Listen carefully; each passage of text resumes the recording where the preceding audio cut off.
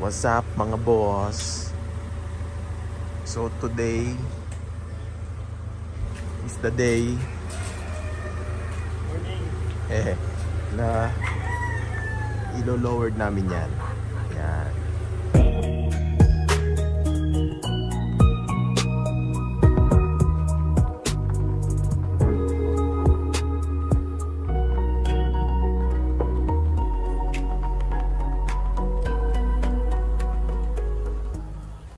Gusto niya na raw ipa-lowered eh. Sige, samahan ko lang siya.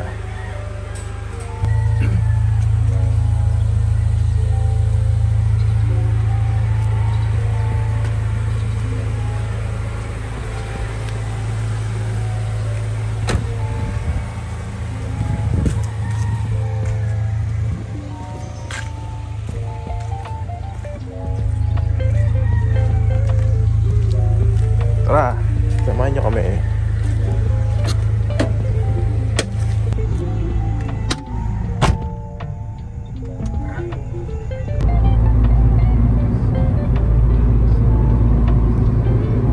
Tingin isa.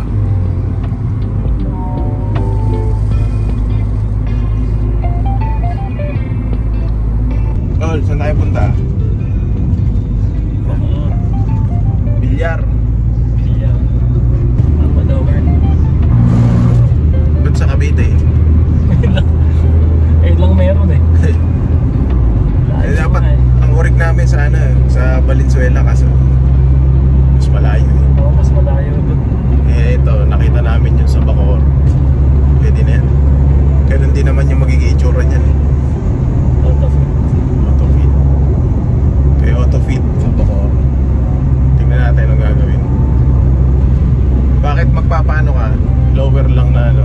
Stock lang ba yun? Ilo-lower? Oo, stock lang daw. Pero goal ko talaga all over. Eh medyo ako sa budget. Jadi kumbaga pansamantagal muna. Pansamantagal na ano? Na modified shocks. Nasa mga ipon, papalitan natin sa dun muna sa pinaka-budget bill para makapag-ipon pang pa-coilover. Reference din sa mga viewers. Oo nga, pagka kapos sa budget, pwede rin nyo i-consider to. tingnan muna natin kung anong magiging itsura pagka na-lower na. Iba-iba kasing klase yan eh. Iba ginagawa. Ito nga, yung modified na shocks tsaka spring, yung stock mo modify nila. Pangalawa, lowering spring. Tapos gagamitin doon yung stock mo na shocks. Pangatlo, foil sleeves. Pwede rin yun. Best option, coilover pagka maglo-lower. So ngayon, ang pinakaunang option na amin is yung pinaka affordable, which is yung modified. Pero ang sabi kasi pagka modified, ang ride niya pares lang daw sa stock. Sabi nila, hindi namin alam kung totoo yun. Malalaman kung totoo yun o hindi. Yan. Sana makuha yung tinding.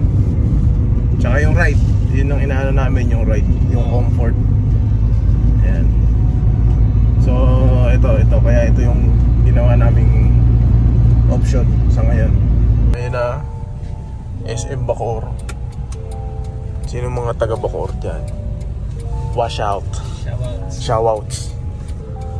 May autofit kami dinala ng aming gasolina. Masyadong malayo ang Valenzuela. Kilala nyo naman siguro kung sino yung shop doon sa Valenzuela. Sikat din yun eh. Itong kapatid ko, kating-katin ang mag-lowered. Hindi kung saan na lang yung bukas. Pwede na yun. Ganun din yun kasi in time naman, bibili naman siyang coilover eh. Para lang makuha yung yung tindig yung gusto namin. Tapos tingnan din namin yung magiging ride. Yung mga kachapsoy natin na wala pa rin budget sa mga coilover na ganyan, pwede pa rin kayo mag-lowered. Ayan, malapit-lapit na kami. Update na lang pag nando na. Nandito na tayo sa 80 back. Papalower po kami kay Autofit. O yan, Autofit.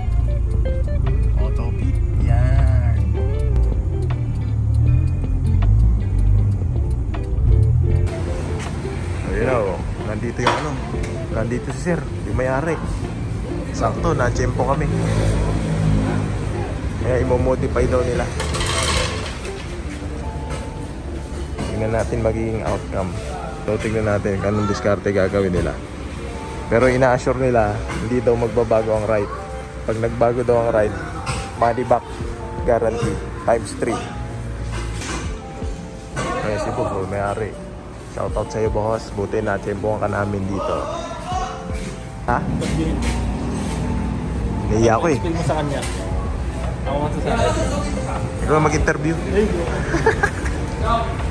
O mamaya, balikan natin yan. Vlogger na mahiyain. Para vlogs. Vlogger na introvert. At saka maganda yung shop nila bago. Malinis, maayos. O yan, Auto Pit Works Cavite, Bacoor. Tapos meron din sila sa Pampanga, meron din sa San Juan.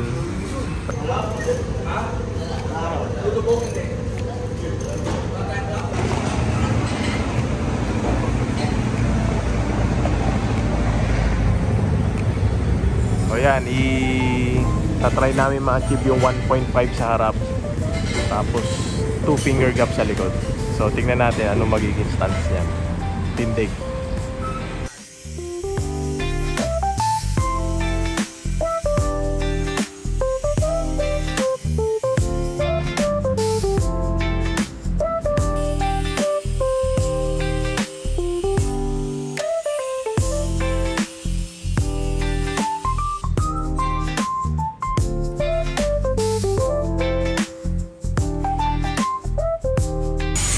So yan mga boss, parang na-lower na yung dito sa may passenger side. Ito nakaangat. Pero ano na lang, 4 finger gap na nakaangat. So tingnan natin yan pag binaba na, anong magiging tindig yan. Good. Excited yan.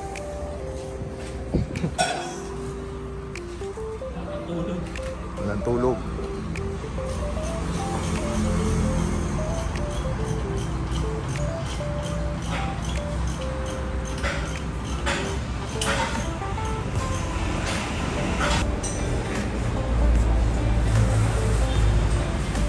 Parang tapos na yung dalawa sa harap mga boss.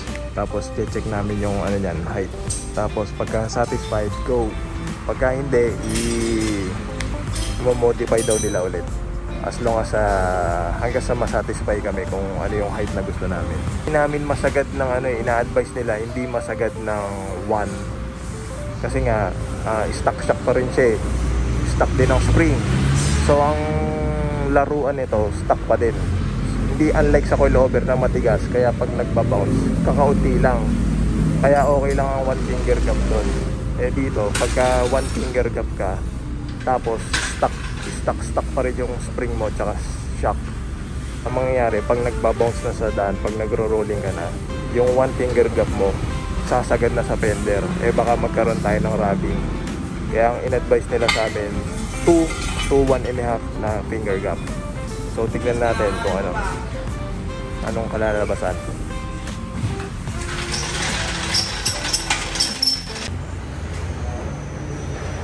Yun oh. Ayan, parang 2 finger gap dito. Ayan, may ganyan ang 2 finger gap.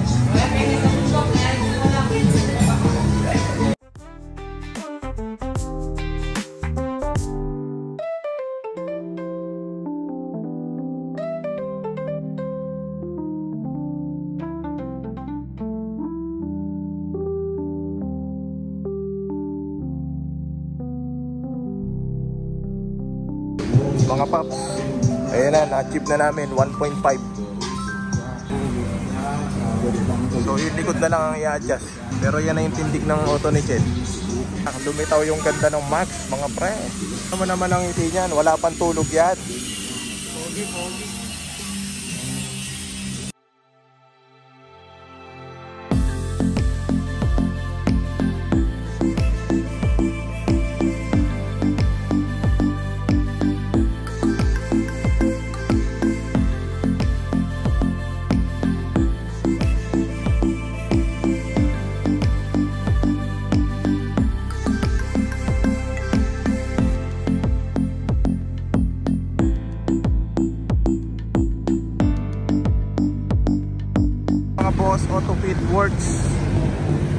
Cavite, sa Bacoor. Yan, Tindigan, ganda. Masaya yung kapatid ko eh, saya eh. O yung likod na lang tinitira ngayon. Tapos pagkatapos niya, larga na kami, uwi na kami ng Binyan. Ayos.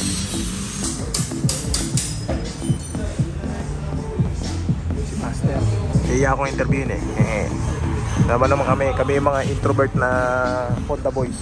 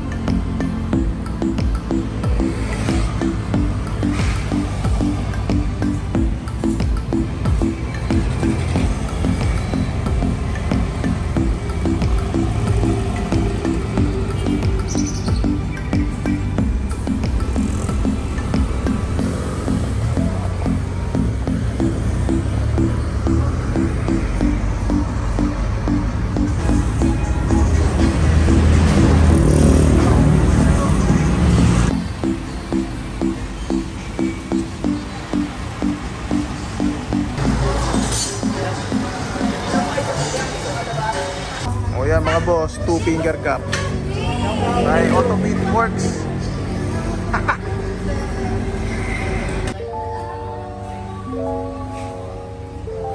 Oh, di ba? Masaya ka ba? Ayos. Okay. Okay. Oh, tindig.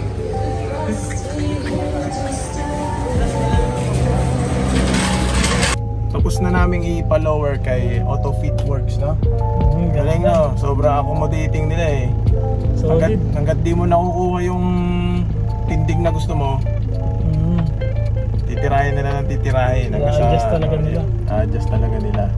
So ayan, ang ginawa namin, ang gusto namin is 2-finger gap sa likod. Tapos sa harap less than 2. Kasi ano siya eh, stock spring. Kaya medyo malambot yung play niya kumpara sa mga coilover. Kaya hindi namin pwede isagad ng todo eh. Pero pag sinakyan, tas nagro-rolling, bumababa pa siya. Kasi nga malambot, stock spring yung ginamit natin dyan eh. Budget ano yan, budget lowered. Yan, so yan, sa lahat ng gusto magpa-lowered na gusto, budget friendly, dyan. In terms of ride, parehas din ng stock.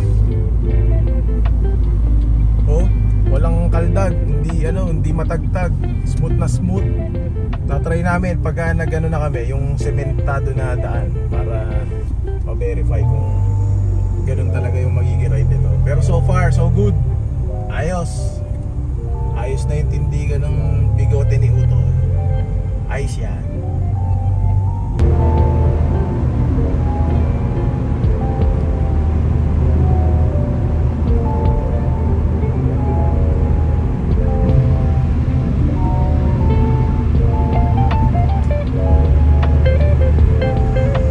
Ang tindig niyan 1.5 sa harap, tapos 2-finger gap sa likod.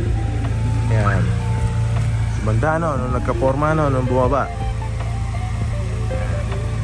Ikutan natin.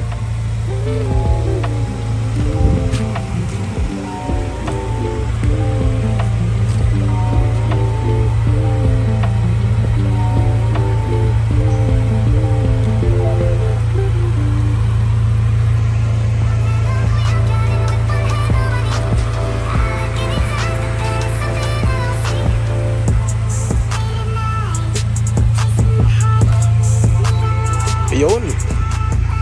Salamat po sa pagsubaybay. God bless sa atin lahat. Lagi po tayong mag-iingat.